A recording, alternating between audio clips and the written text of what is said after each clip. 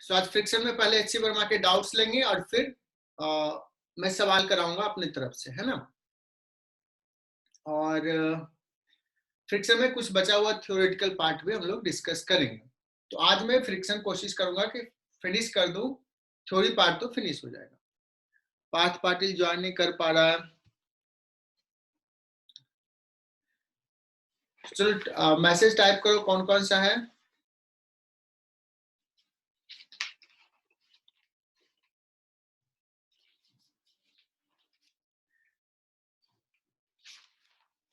साइमा ने सॉल्व नहीं की है।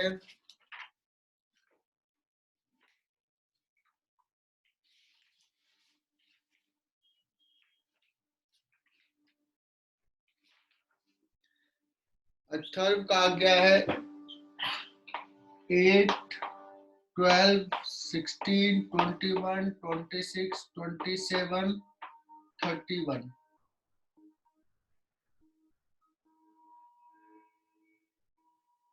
चेतना का 8 और 16 कवर हो गया है। नैन पटेल का 9 और 10।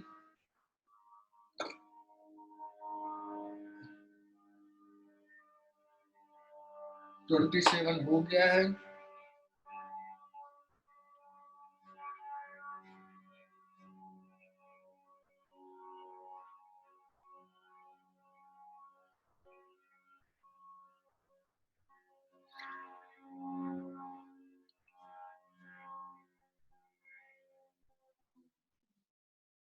चलो ईशान ने कहा सॉल्व कर लिया। तो मैं पहले तो एक सवाल जो दिया था, मैंने शायद सॉल्व एग्जाम्पल का एक सवाल दिया था, वो सॉल्व करने के लिए कहा था। उसको मैं एक बार एक्सप्लेन कर देता हूँ। और मुझे याद नहीं मैंने कितना किया था ये।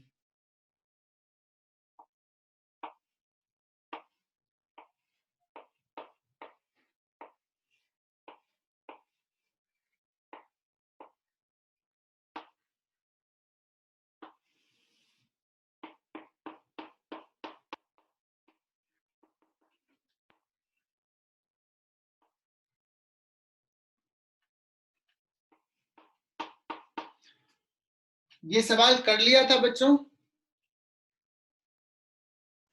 Yes sir. M2M दिया था और पूछा था कि कम से कम फिक्स कैपिटल F कितना लगाएं so that the blocks will remain at rest with respect to capital M। Sir हाँ सर, वो इससे बारे में मिनिमम और मैक्सिमम दोनों फोर्स पूछे तो वो समझ में नहीं आ रहा। हाँ हमने क्या पूछा था? मिनिमम, मिनिमम है ना। तो अगर मैक्सिमम फोर्स करोगे तो समझने के लिए मैं क्या करता हूं ना कि इस पे फोर्स अगर बढ़ा दिया, ठीक है ना, तो इसका एक्सेलेरेशन बढ़ जाएगा और लेट्स एक्सेलेरेशन इसका a है। टू अंडरस्टैंड बेटर मैं कैपिटल M के फ्रेम में जाकर के इस स्मॉल m को देखते हैं। किसके फ्रेम में जाके? कैपिटल M के फ्रेम में। तो अगर कैपिटल M में देखें तो इस पे T लग रहा है आगे और सूडो फोर्स लग रहा है M में पीछे। सारे बच्चे ध्यान से सुनना। इस ब्लॉक पे T आगे और इसके फ्रेम में सूडो फोर्स इधर। पहले हमने कहा था कि F मिनिमम निकालो, मतलब A छोटा है। A छोटा है तो टेंशन बड़ा है और इस ब्लॉक का टेंडेंसी किधर है जाने का? आगे जाने का है। इसलिए इस पे जो फ्रिक्शन फोर्स लगेगा वो फ्रिक्शन फोर्स इस पे ब्लॉक पे पीछे लगेगा। और हमने कहा था मिनिमम ए निकालो, मिनिमम एफ निकालो सो दैट कि ब्लॉक स्लिप ना करे। तो फ्रिक्शन हमने मैक्सिमम ले लिया था। मैक्सिमम फ्रिक्शन प्लस अगर सूडो फोर्स ले तो pseudo force that will be balanced by tension. Am I correct बच्चों? Yes sir. अब हमने क्या किया? एक्सेलरेशन को हमने बढ़ाना शुरू किया, फोर्स को इंक्रीज करना शुरू किया। सूडो फोर्स बढ़ेगा। अब बताओ इसके फ्रेम में बैठ के देखेंगे ये बढ़ रहा है तो फ्रिक्शन क्या होगा? अभी कांस्टेंट ही रहेगा या फ्रिक्शन चेंज कर लेगा अपने आप को? फ्रिक्शन इज कम होगा। सेल्फ एडजस्टेबल, अपने आप को एडजस्ट करता है, चेंज करेगा। ये घटना शुरू हो जाएगा, घटते घटते एक समय 0 हो जाएगा, और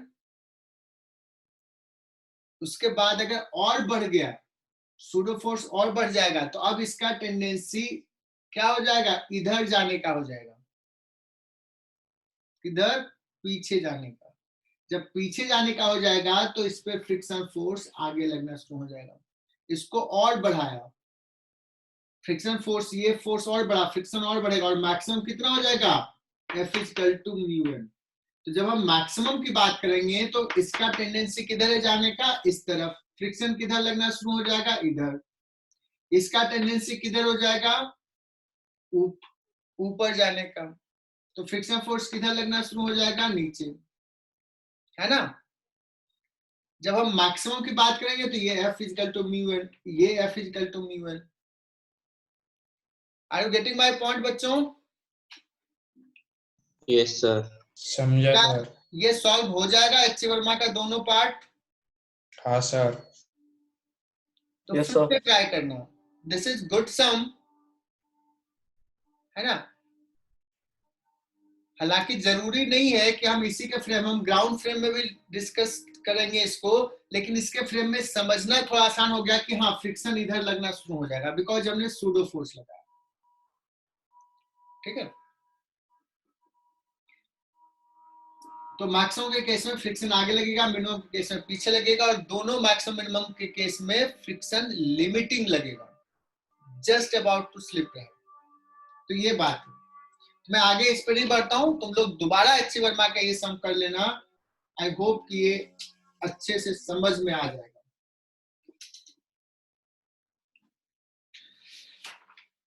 तो तुम्हारे डाउट्स पे आ जाते हैं। पहला सवाल 8 एक्सरसाइज का आई थिंक होगा। 8 सवाल में सर मैंने भी सेंड किए।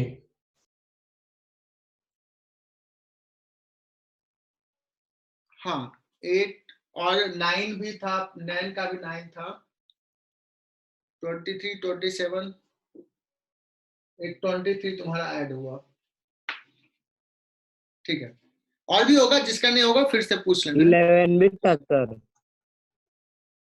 हाँ मैं एक बार ले लेता हूँ, फिर बचा रह गया तो फिर से बताना, ठीक है।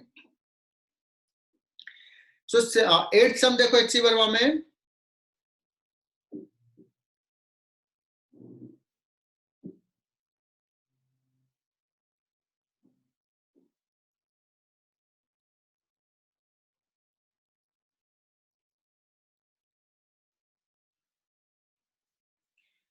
एट तो बड़ा आसान है।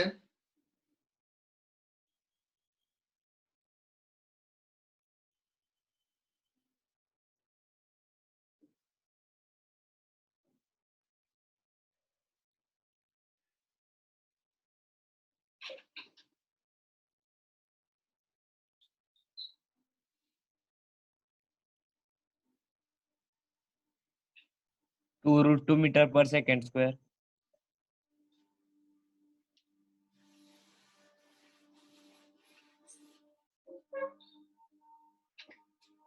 कुछ ऐसा डायग्राम दिया, देखते हैं क्या कर रहा है।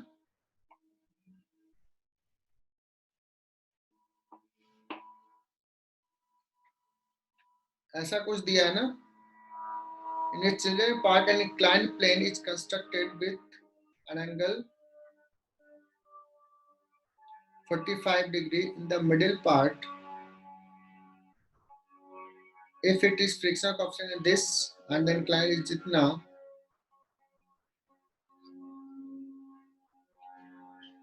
जहां भी इस पॉइंट पे जो है ना वो 45 डिग्री है।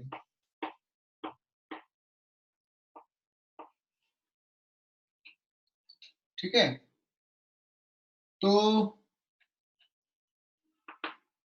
इस पे friction force mu equal to दिया है 0.6 mg का कंपोनेंट इधर ले लोगे,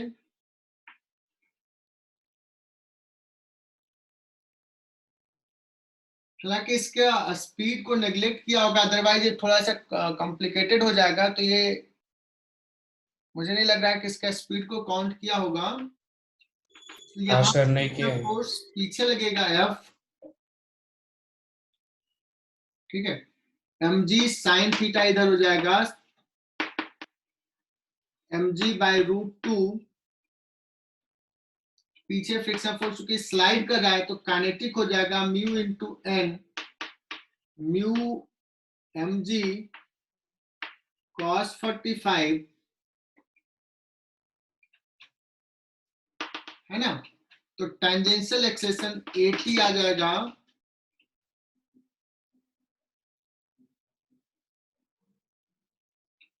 कितना आ जाएगा mg sin theta minus mu mg cos theta divide by m। So g/√2 1 minus 0.6 0.4 g/√2।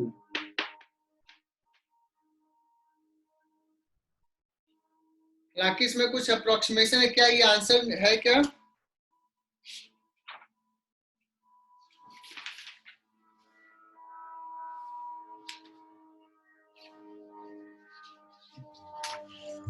Sir पर ये इंक्लाइन प्लेन,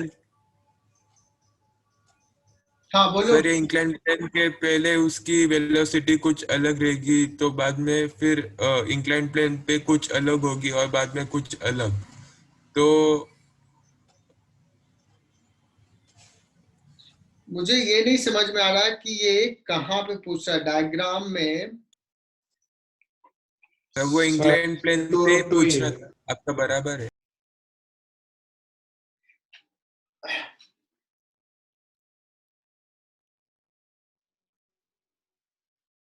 अगर ये इंक्लाइन प्लेन है, देखना,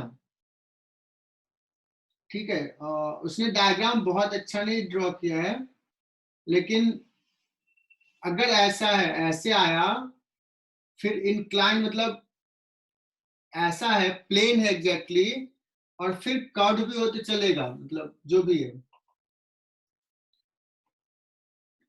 ना। सो अगर ये यहाँ पे इंक्लाइन है, ये प्लेन है, तो exactly there is no approximation, एकदम सही है, इसका कुछ वेलोसिटी से मतलब नहीं होगा।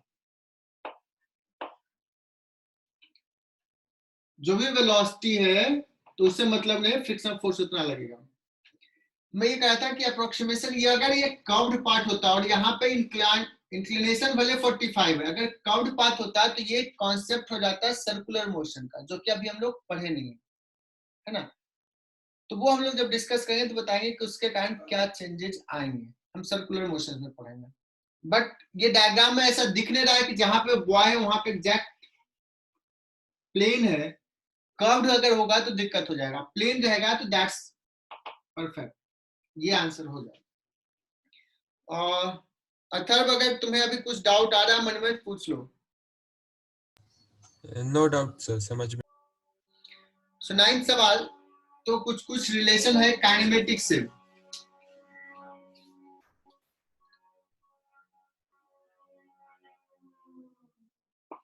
एक इंक्लाइन प्लेन पे एक बॉडी स्लिप कर रहा है, स्टार्ट्स किया, इनिशियल वेलोसिटी है 0, और ये 1/2 मीटर चला है,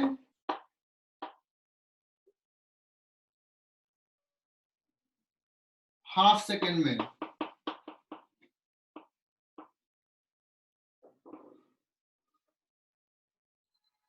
है ना।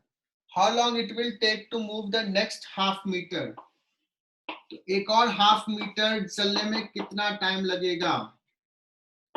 तो दिस इज प्योरली काइनेमेटिक्स के क्वेश्चंस है, इसमें फ्रिक्शन से कोई लेना देना नहीं है, हाँ सर, तो फिर हो गए सर, वही डाउट था, है ना। अभी क्लियर है ना। अब कुछ भी सर एक्सेशन बता दीजिए सर। ए, कुछ एक्सेशन है, हाँ नैन बता रहा हूं, कुछ एक्सेशन ए है, तो यहां से यहां जाने का टाइम लगा है t0, तो मैं लिखूंगा क्या, 1/2 metre is equal to S is equal to ut plus half at square, तो a into t naught square. अब मैं क्या करता हूं, यहां से यहां जाने की जगह पे मैं यहां से यहां का निकाल लेता हूं।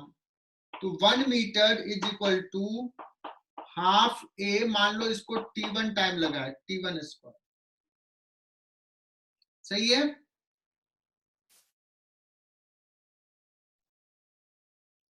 है ना? ये t1 निकल जाएगा तो t1 माइनस t नॉट ही हो जाएगा।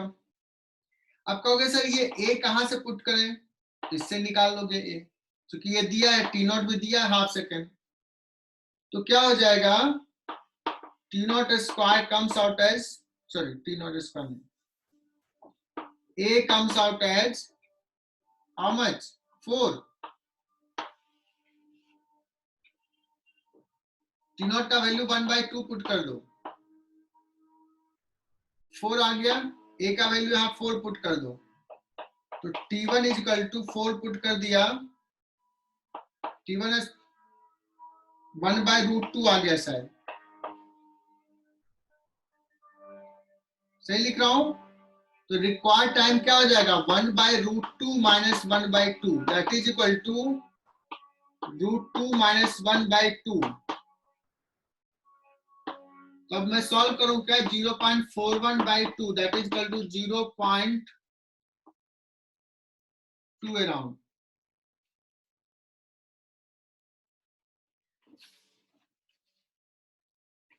कितना दिया आंसर, 9 का 0.21।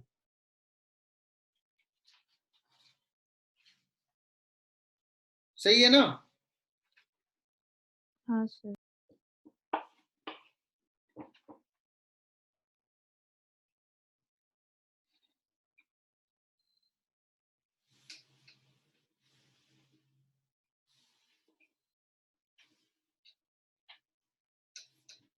नाइन्थ नैन पटेल, इसमें फ्रिक्शन का कोई रोल नहीं था, लेकिन अगर मुझे फ्रिक्शन का ही सवाल इसमें पूछना है तो मैं पूछ दूंगा कोएफिशिएंट ऑफ फ्रिक्शन क्या है अगर थीटा सपोज 37 डिग्री है। अगर 9th सवाल में पूछ दूं कि what is the coefficient of friction if theta is 37,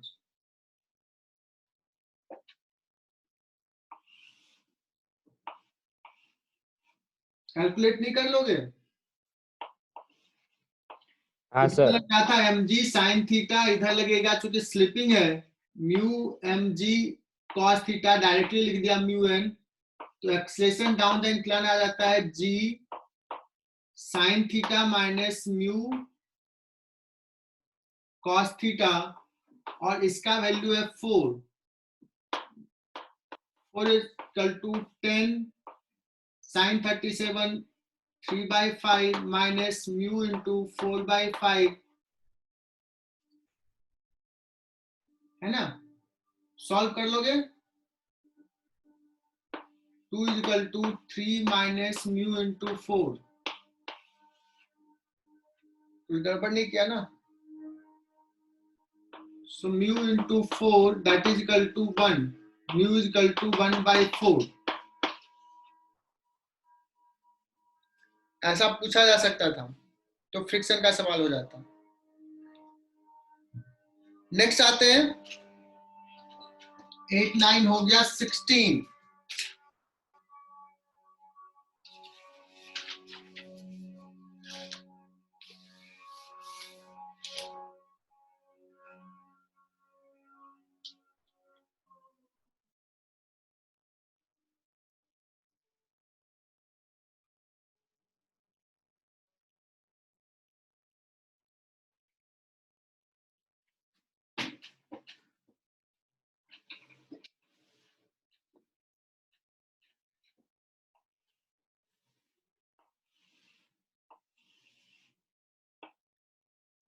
there is a car which is running with some speed, इसका स्पीड दे दिया है कितना,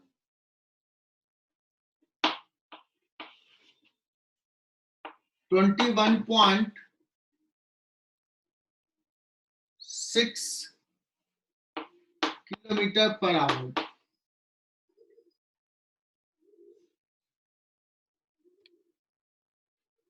और ये इंक्लाइन प्लेन का inclination is also given 30 degree. अब यहां पे जब कार मूव कर रही है तो अगर ब्रेक लगाया, हार्ड ब्रेक लगाया, तो क्या होगा, इस डायरेक्शन में फ्रिक्शन लगेगा। मैक्सिमम कितना लगेगा, म्यू इनटू एन, है ना। तो इसका इस डायरेक्शन में एक्सेलरेशन कितना होगा, अगर कोई फ्रिक्शन ब्रेक लगाए नहीं तो रोल करते हुए, अगर रोल करता है तो फ्रिक्शन फोर्स बहुत कम लगता है, तब तो बहुत ज्यादा स्पीड से नीचे आएगा। अगर कम स्पीड से नीचे आना है, तुम स्लोप पे जाते हो कार लेके, तो क्या करते हो, या स्कूटी से ब्रेक लगाते हो कि बहुत ज्यादा स्पीड ना गेन करे, तो फ्रिक्शन फोर्स रोकता है। तो अगर तुम यहां पहुंचोगे तो कम से कम किस स्पीड से पहुंचोगे, उस स्पीड से जिस केस में फ्रिक्शन मैक्सिमम लग रहा है। So what is the retardation, या मतलब क्वेश्चन फ्रिक्शन कम है तो शायद इधर एक्सेलेरेशन होगा, तो A is equal to G sine theta minus mu cos theta, अभी तक लिख ही रहते ये।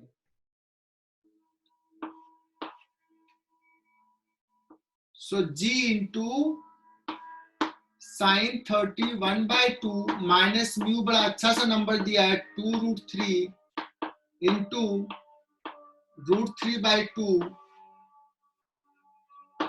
सो G/4 हो गया,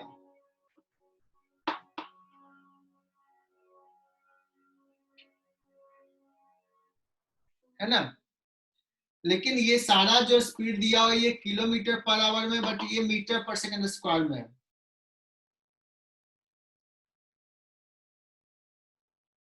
कहा कि ये यहां से यहां पहुंचा तो इस पॉइंट पे स्पीड क्या होगा।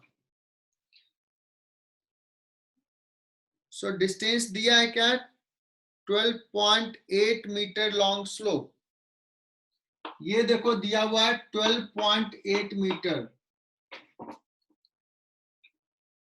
तो V square minus U square equal to 2as कर लो।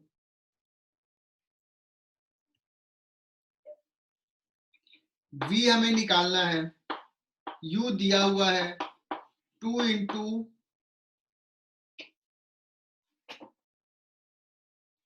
a का वैल्यू कितना है G/4, लेकिन ये मीटर पर सेकेंड में है, मीटर पर सेकेंड स्क्वायर। s कितना है 12.8 मीटर, 8 है ना। तो ये वी स्क्वायर इक्वल टू हो जाएगा यू स्क्वायर प्लस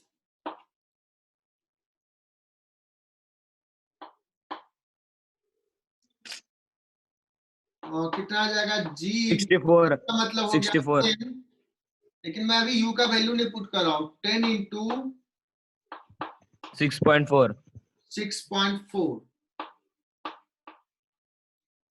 इतना मीटर स्क्वायर पर सेकेंड स्क्वायर है ना। G का मीटर और इसका मीटर और पर सेकेंड स्क्वायर, तो ये यूनिट रहेगा इसका। अगर इसको किलोमीटर पर आवर में कन्वर्ट करना है तो तुम्हें आता है कन्वर्ट करना।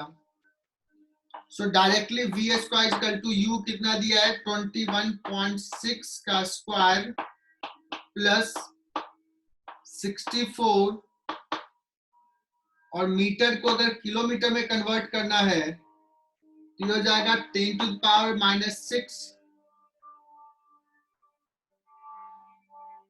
समझ में आता है ना कि कैसे करते हैं।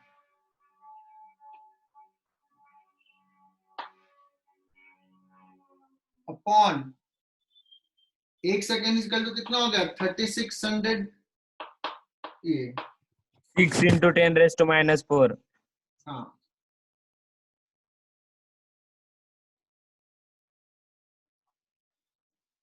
तो ये तुम्हारा आ जाएगा। अब इससे जस्ट सॉल्व कर लो, ये थोड़ा कैलकुलेशन होगा,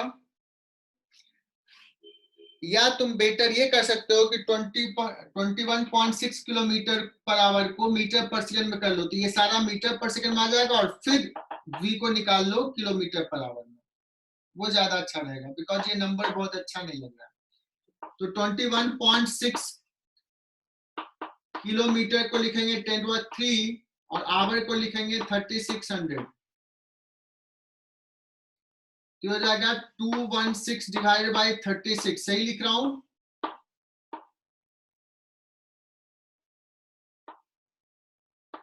ये देखो मीटर पर सेकंड में कितना हो गया?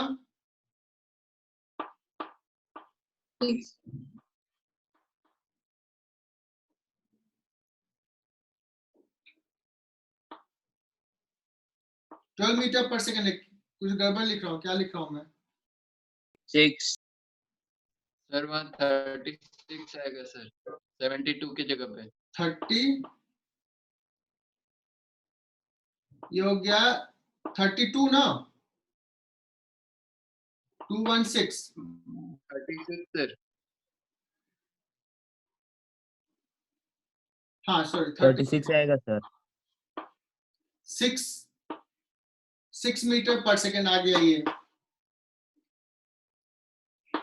तो यहाँ पे कर दोगे 6 स्क्वायर और प्लस ये देखो ये कितना है 64। तो ये बड़ा अच्छा सा नंबर आ गया। देखो कितना अच्छा से, ये 6 स्क्वायर हो गया 36 और प्लस ये 64, दैट मीन्स 100। तो ये हो गया 100। सो v इक्वल टू आ जाएगा 10 मीटर पर सेकंड। और 10 मीटर पर सेकंड कितना होता है किलोमीटर में? शायद तुम लोग को याद है, 36 किलोमीटर 36 बराबर होता है। डेटा बड़ा अच्छा सा सेट किया था। ठीक है। सो 21 में अच्छा सा सवाल है। This mass of the man is capital M, this plank has mass small m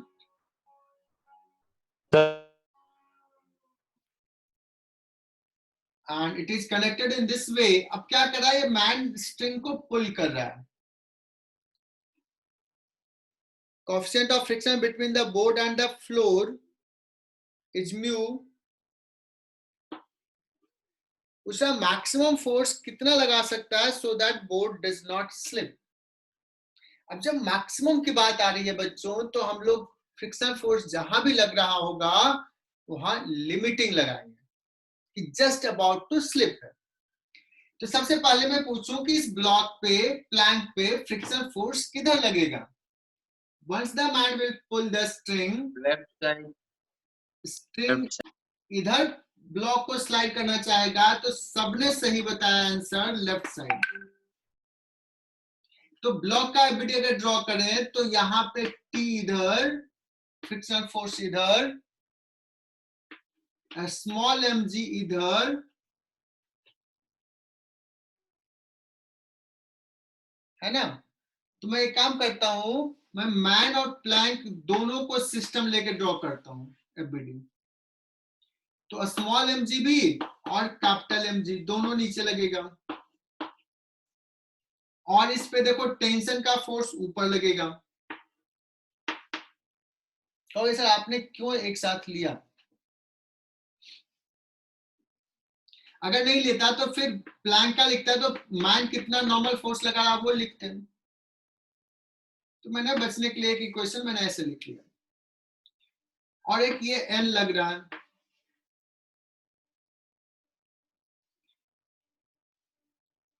just about to slip है।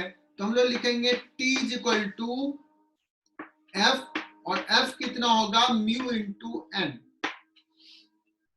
बट n क्या होगा? तो गलती से कभी बच्चे क्या लिखते हैं, small mg plus capital mg, या स्मॉल mg लिख लेते हैं। फॉर n लिखेंगे capital N plus T, that is equal to, ये सेकेंड इक्वेशन समझो बच्चों, सेकेंड ही इंपॉर्टेंट है।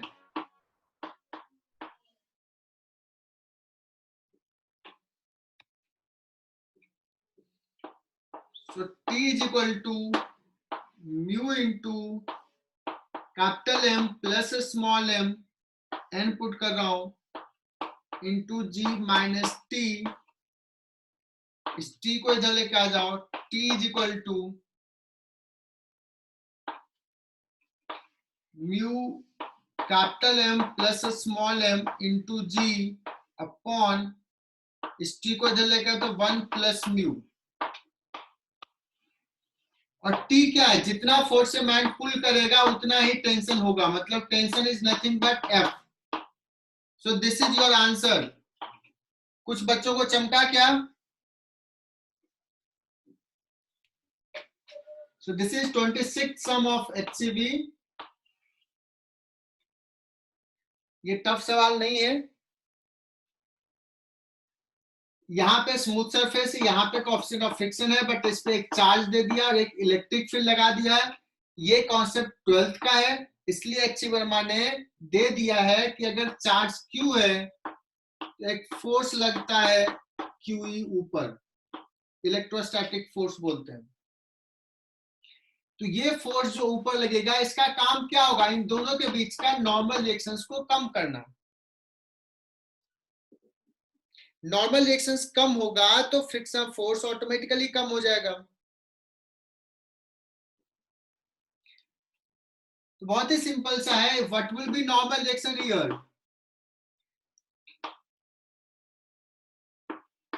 तुम कहोगे नॉर्मल ऊपर प्लस QE ऊपर, वर्टिकल अपवर्ड ही किया है ना charge, electric field upward direction. हाँ, अपवर्ड डायरेक्शन में इलेक्ट्रिक फील्ड है, इसलिए फोर्स ऊपर। This is equal to a small mg।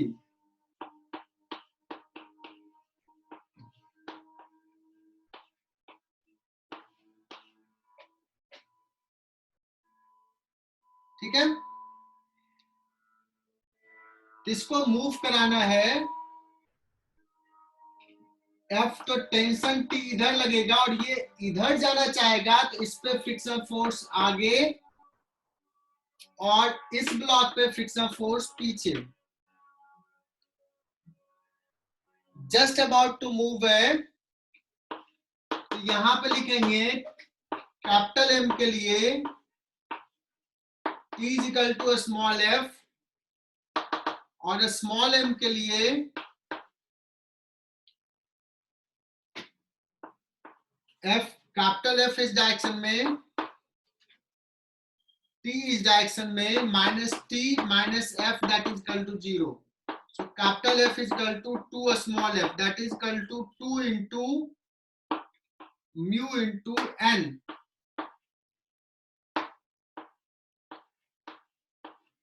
मुझे नहीं लगता कि ये टफ सवाल है, ये तो आसान ही है।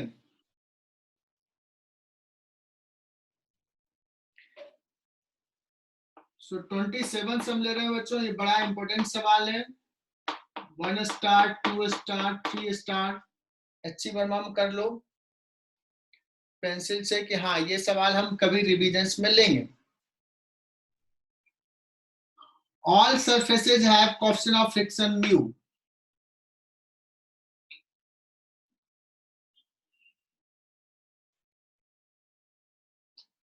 The coefficient of friction between the block and the table is mu. Table does not move on the floor. Find the total friction force applied by the floor on the legs of the table।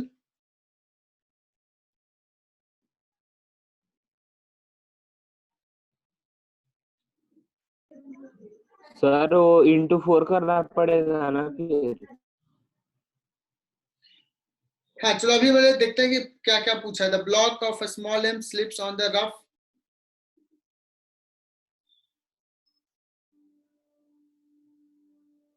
अच्छा मैंने 27 नहीं लेकर के मैं 28 का diagram draw कर दिया हूं। 28 डाउट नहीं है क्या?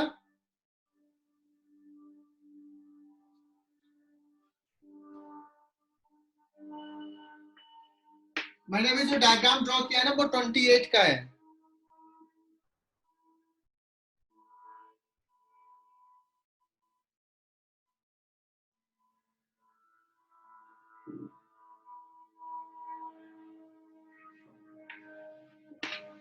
इसमें किसी को डाउट नहीं है क्या 28 में?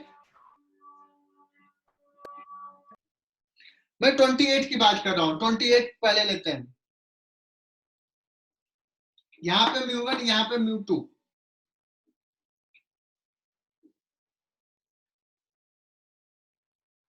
सो एफबीडी ड्रॉ करना है मुझे।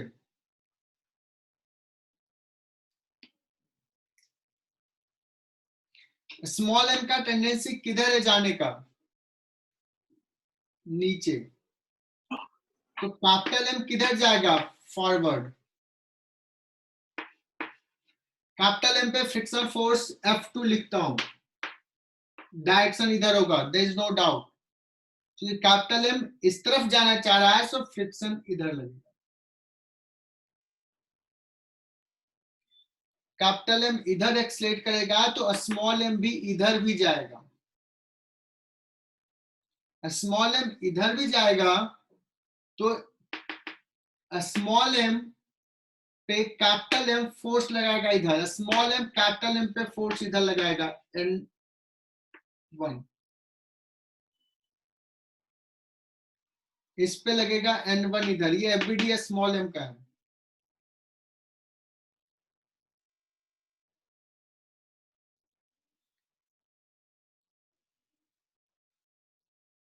मैं कैपिटल एम का एफबीडी ड्रॉ कर रहा हूं, सो टेंशन इधर T,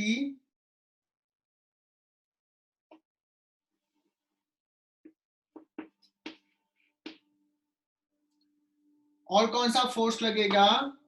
तो पुली को ना, ये जो पुली है ना, इस पुली को मान लो कि कैपिटल एम में ही है। 2T। तो पुली पे जो फोर्स लग रहा है वो फोर्स कैपिटल एम पे लग रहा है। पुली को इसका पार्ट मान लो, तो यहां पे T इधर लगेगा।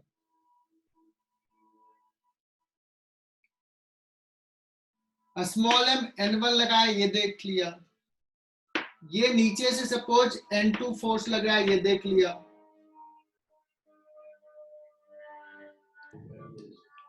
स्मॉल एम नीचे जा रहा है तो स्मॉल एम पे फ्रिक्शन ऊपर लगेगा, तो कैपिटल एम पे फ्रिक्शन किधर लगेगा?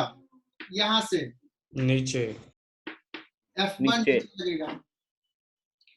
एक फोर्स और छूट रहा है, कौन सा फोर्स छूट रहा है? कैपिटल एम के एफबीडी में mg नीचे। स्मॉल एम जी का से कैपिटल एम जी नहीं लिखा गया। चलो ये तो है ही, मतलब ये तो गलती से छूट गया। चलो एक और फोर्स छूट रहा है।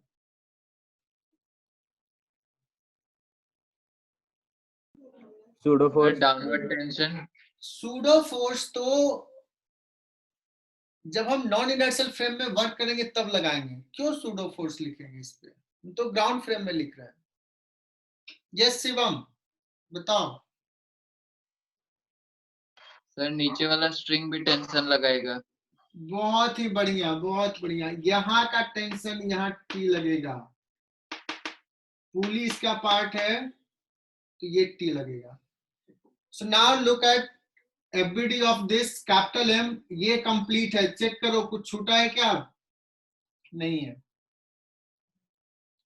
स्मॉल एम का एफबीडी में अलग से ड्रॉ कर देता हूं।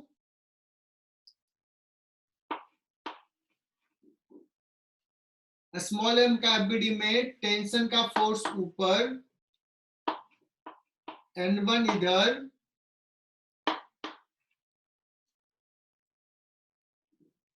स्मॉल एम जी नीचे,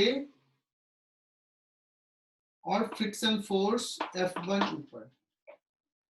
दैट्स इट।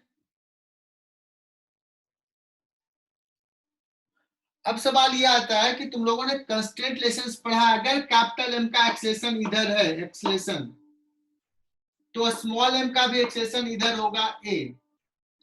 लेकिन what will be the acceleration of a small M in this direction? A। होगा कि 2A होगा, A/2 होगा।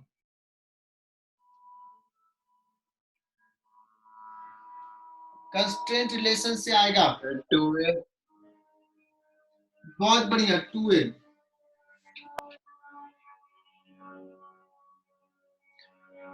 किसी को दिक्कत है क्या 2A में? अगर ये ब्लॉक कैपिटल एम थोड़ा सा आगे गया तो मुझे नहीं पता सर ने कैसे कंस्ट्रेंट बताया। बहुत सारा तरीका होता है कंस्ट्रेंट पढ़ाने का। यहां से एक्स स्ट्रिंग फ्री होगा, एक्स स्ट्रिंग यहां से फ्री होगा, और ये दोनों नीचे आ जाएगा, 2x नीचे आएगा। जिस मेथड से भी सर ने पढ़ाया होगा वो बेस्ट मेथड होगा, उसी से करना है तुझे। सो दिस इज 2a, चेतना ने भी बताई। सो इसका इक्वेशंस लिखता हूं मैं, स्मॉल m का वर्टिकल डायरेक्शंस के लिए, small mg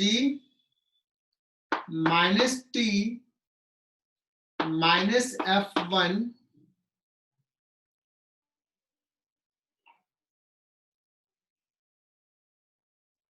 that is equal to f1 क्या हो जाएगा, म्यू n1 हो जाएगा। This is equal to m into 2, equation 1। अब यहां देखो n1 है,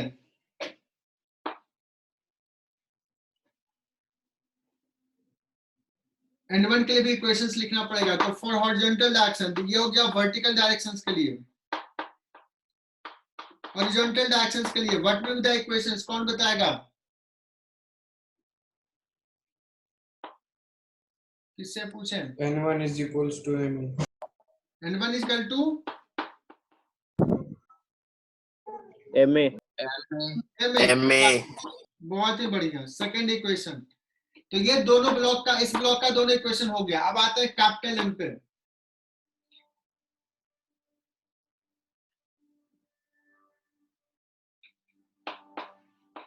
कैपिटल एम का इक्वेशंस लिखते हैं। वर्टिकल डायरेक्शंस के लिए पहले लिख लेता हूं मैं। वर्टिकली अपवर्ड में कौन सा है फोर्स, N2। और कोई फोर्स है क्या, माइनस टी। N2 Friction भी। वर्टिकल में N2 है, तो N2 इज इक्वल टू क्या हो जाएगा, नीचे है फोर्स कैपिटल mg, नीचे है फोर्स T, नीचे है फोर्स F1, है ना। तो ये इक्वेशन हो गया 3।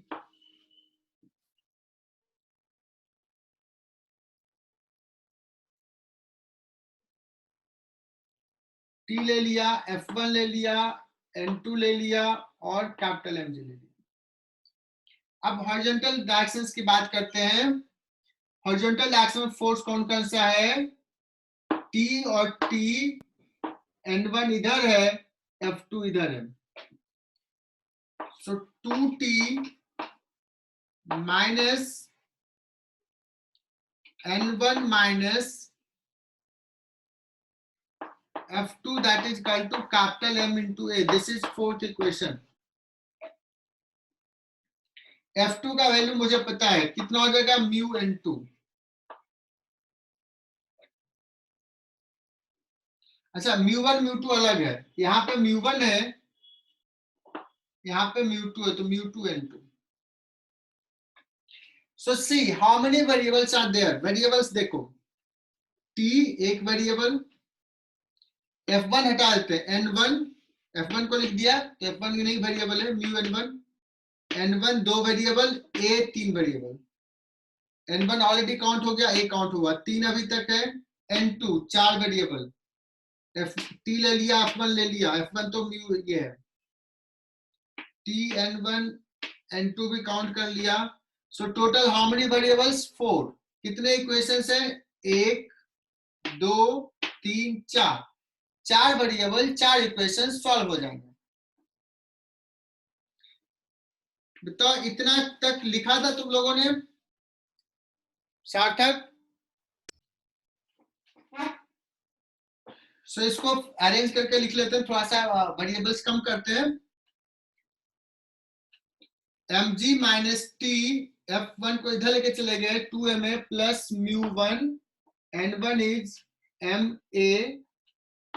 है ना। एक इक्वेशन ये आ गया।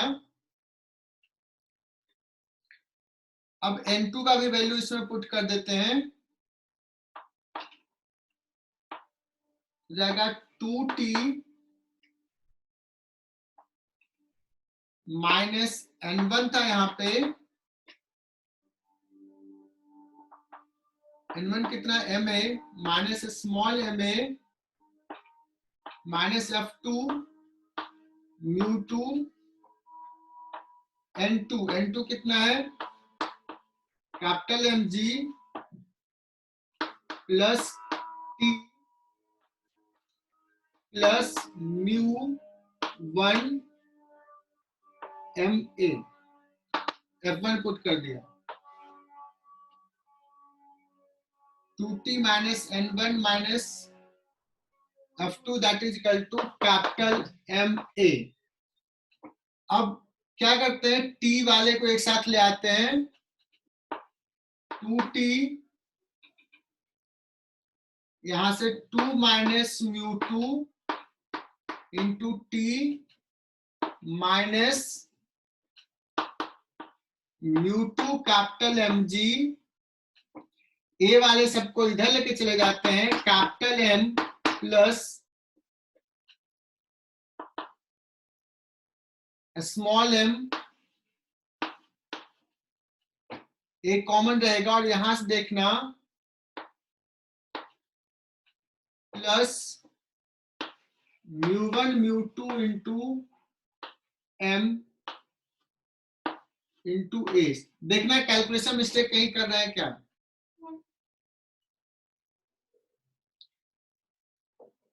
अब देखो यहाँ पे t है और यहाँ सॉरी यहाँ माइनस टी और यहाँ 2 माइनस म्यू 2 है, तो इसको क्या कर लो, 2 माइनस म्यू 2 से इसमें मल्टीप्लाई कर लो and then add the equation, तो t कैंसिल हो जाएगा।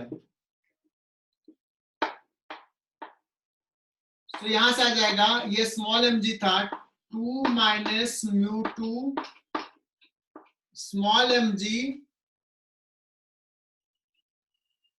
ये चला जाएगा minus mu 2 capital M G that is equal to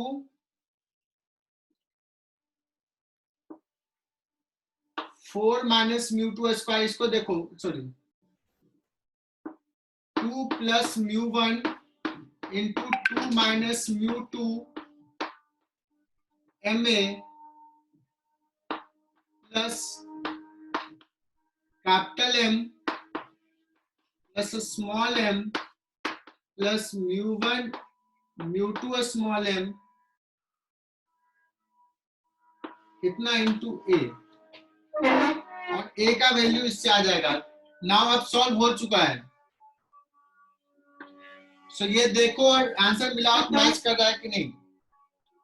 थोड़ा सा यहाँ पे और स्मॉल एम और इसको एक साथ लेना है।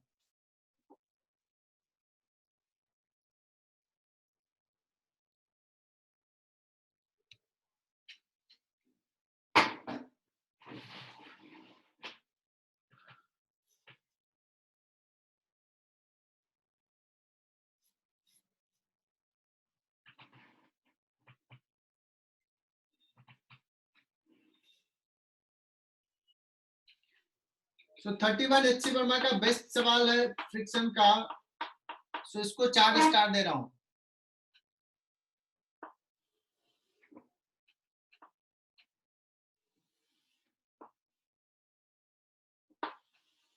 जेई एडवांस लेवल का सवाल है,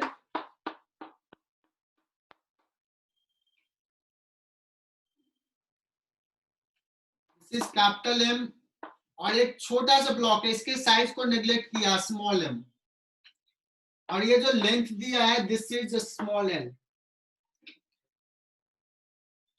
मतलब कंपेयर टू दिस लेंथ इसका लेंथ छोटा है, मतलब इसको स्लिप करना है तो इसके रिस्पेक्ट में इसको एल डिस्टेंस चलना पड़ेगा, नेग्लिजिबल। हाँ। अब क्या कहा है, शायद दोनों का दे दिया है कुछ velocity v not, coefficient of friction भी है, कहां पे कितना है वो देख लेते हैं।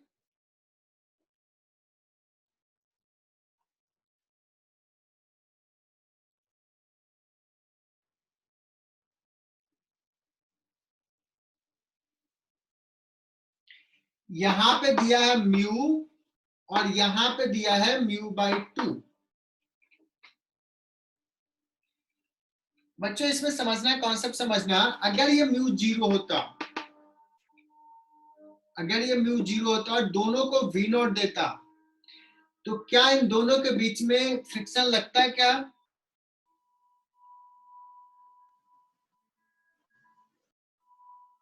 क्या एक दूसरे के रेस्पेक्ट में ये स्लिप करता है क्या? अगर ये म्यू जीरो नहीं। होता है यहाँ पे, नहीं कहते सर नहीं, यहाँ पे अगर म्यू जीरो है, स्मूथ सरफेस है, तो इसका भी वेलोसिटी वी नॉट कांस्टेंट, इसका भी वी नॉट कांस्टेंट, दोनों में रिलेटिव स्लिपिंग होगा ही नहीं, टेंडेंसी नहीं है। क्या होगा? There will be no friction between this two, it will continue to move with velocity V naught. But यहाँ फ्रिक्शन है, तो जैसे ही आगे गया इस पे फ्रिक्शन फोर्स इधर लगा F1, अभी रिलेटिव स्लिपिंग नहीं है, लेकिन इसका एक्सेलेरेशन हो जाएगा F1 के कारण, ये इसका वेलोसिटी कम होना चाहेगा कैपिटल M का, जबकि इसका वेलोसिटी तो V नॉट रहना चाहेगा, तो इसका वेलोसिटी V नॉट से कम है, इसका V नॉट से कम, इसका V नॉट, तो ये किधर जाना चाहेगा? Small m। स्मॉल m इसके रिस्पेक्ट में टेंडेंसी होगा आगे जाने का। या ऐसे में बोलूं कि मुझे फ्रिक्शन फोर्स स्मॉल m पे देखना है, तो मान लो कि ये सरफेस स्मूथ है, लिसन द लैंग्वेज, अगर इन दोनों के बीच में मुझे डायरेक्शन ऑफ फ्रिक्शन फोर्स बताना है, तो उसको मान लो कि ये स्मूथ है। अगर ये स्मूथ है और ये इसका वेलोसिटी कम हो रहा है, तो इसके रेस्पेक्ट में ये आगे जाएगा, इसलिए स्मॉल m पे फ्रिक्शन फोर्स पीछे लगेगा F2। न्यूटन थर्ड लॉ से कैपिटल M पे फ्रिक्शन फोर्स आगे लगेगा F2, और ऑल फ्रिक्शंस आर काइनेटिक। तो मैं क्या करता हूं, मैं स्मॉल m का एक्सेलेरेशन लिखता हूं।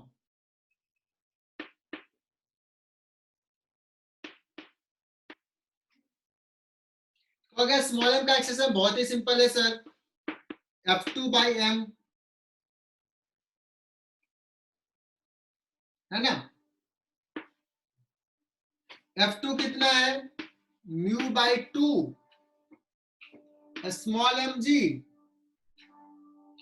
पीछे लग रहा है, डिवाइड बाय स्मॉल m, और ये माइनस आई कैप। एम आई राइट बच्चों ये स्टेटमेंट में? Yes yes sir capital M का मुझे लिखना है एक्सेलेरेशन, कैपिटल M पे दो फोर्स है, एक F1 एक F2। तो मैं इधर ही लिख रहा हूं, इधर कितना होगा नेट एक्सेलेरेशन, है ना? तो इधर हो जाएगा F1 हो जाएगा mu, what is the normal force here, मुझे बताने की जरूरत नहीं है, इधर है फोर्स। F2 किधर है? इधर, अपोजिट डायरेक्शन में, तो मैं माइनस लिख रहा हूं, और F2 है μ/2 mg। This is the net force in which direction? Minus I cap के डायरेक्शन में, या मतलब यहां माइनस आई कैप लेते हैं, यहां प्लस आई कैप, तो ऐसे लिख लेता है। देखो ये सही है, divide by capital M।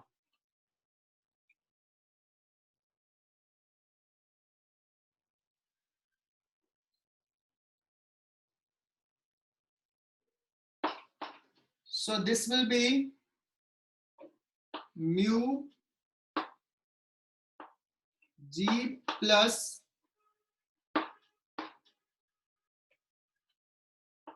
mu m/2 capital M into g। क्या ये सही लिखा क्या?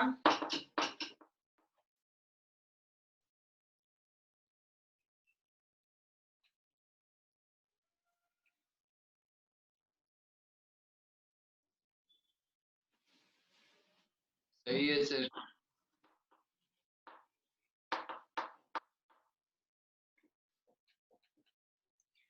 किसका एक्सेलेरेशन ज्यादा है?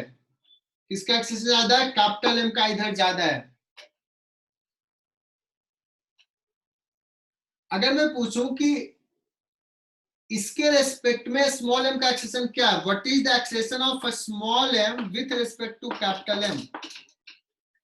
दोनों का एडिशन, है ना? तो अगर सर आप ये निकाल क्यों रहे हो, सवाल तो ये, why you are finding this acceleration of a small m with respect to capital M? तो मैं ये कह रहा हूं कि तुमने सवाल पढ़ा होगा कि पूछा है कि इसके रेस्पेक्ट में ये, मतलब ये इससे आगे, फ्रंट से आगे निकल जाएगा, मतलब इसके स्लाइड करते करते आगे निकल जाएगा। तो कब स्मॉल एम कैपिटल एम को छोड़ देगा, मतलब कैपिटल एम के रेस्पेक्ट में स्मॉल एम एल डिस्टेंस चलेगा। किसके रेस्पेक्ट में?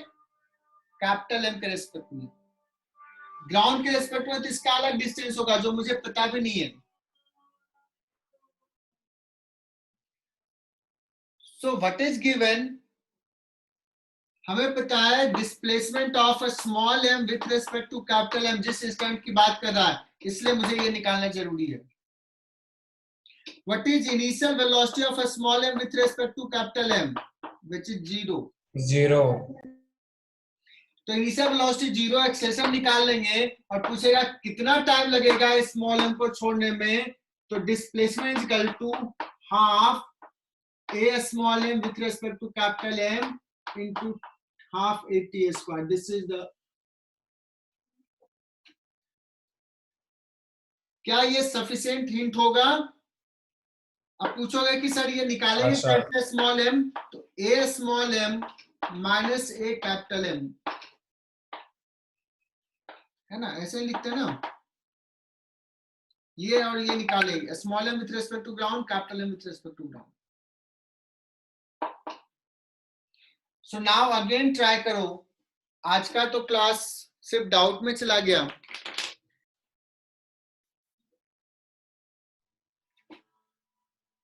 मैं एक बार और रिपीट कर देता हूं, एचसी वर्मा का 8th क्वेश्चन सॉल्व्ड एग्जांपल।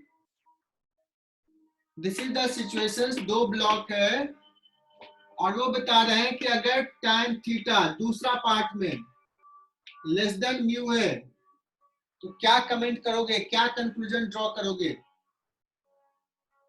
तो मैंने बताया अगर tan theta less than mu होता है तो स्मॉल एम स्लाइड नहीं करता है, इसके mg sin थीटा को फ्रिक्शन फोर्स बैलेंस कर लेता है। फ्रिक्शन लगेगा mg sin थीटा के बराबर, सफिशिएंट है भी फ्रिक्शन। जब ये स्लाइड नहीं करेगा तो ये टेंशन क्या हो जाएगा? 0, बिकॉज फ्रिक्शन इस mg sin थीटा को बैलेंस कर रहा है। सो टेंशन 0, तो ये टेंशन 0, तो स्मॉल एम का टेंडेंसी नहीं आगे जाने का, सो यहाँ का फ्रिक्शन 0। ये कॉन्सेप्ट भी क्लियर हो गया होगा।